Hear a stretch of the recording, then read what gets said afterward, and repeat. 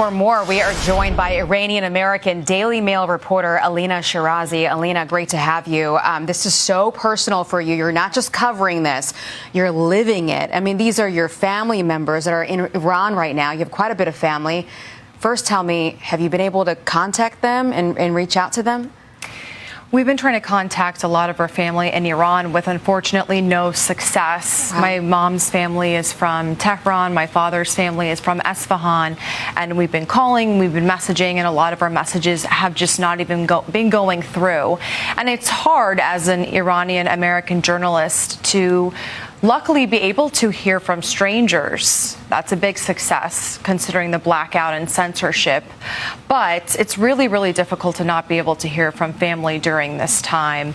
I know that, for me, it's personal. My family fled the 1979 Iranian Revolution. And for a lot of people, living under the oppressive thumb of a regime is not something that most people will really have to deal with. But for my parents and a lot of Iranians, that is their reality.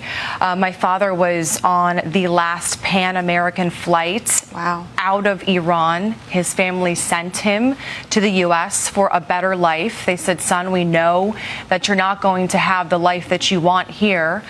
He was there as a young man alone, trying to start over with no family, no friends, barely knowing the language.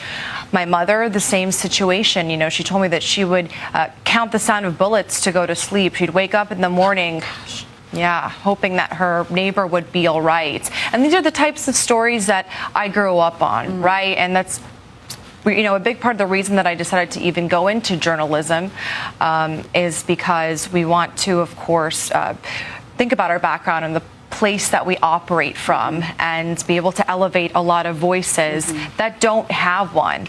So tell me what they're telling you, because you haven't been able to contact family, but the people that you are messaging with, are they celebrating? Are they happy? I know there's probably conflicting emotions because no one wants to see their country get bombed, but at the same time, they're ready for freedom. It's definitely a mixed bag of emotions, to your point, Aisha. A lot of people, though, overwhelming all of them, right? Every single Iranian, whether you live inside the country or you're an expat, you want regime change. But a lot of the messages that I'm getting are all celebratory. There is not a single message that I've received so far, and I've received dozens from people that are not excited about what's happening. Although I would say... What do they say they want next? Iranians want democracy. That's the foundation of what was the Persian Empire, right? So is there someone that is there a name that you keep hearing? Is it Reza Pahlavi? Is it someone else? Do they want elections? I guess what is it that you continuously hear about what they would like to see next?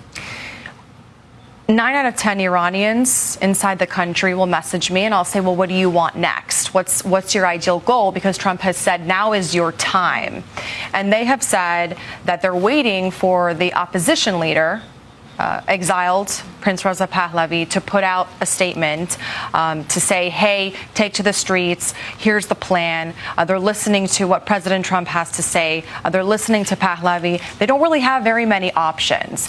But what a lot of Iranians want is for Pahlavi, not all, but a lot, to lead a democratic transition. I have interviewed him myself several times, and that is what he has said that he wants to do. He wants to lead a transition in Iran, to which point they can have their own democracy, they can have their own elections, and they can decide what their future will be.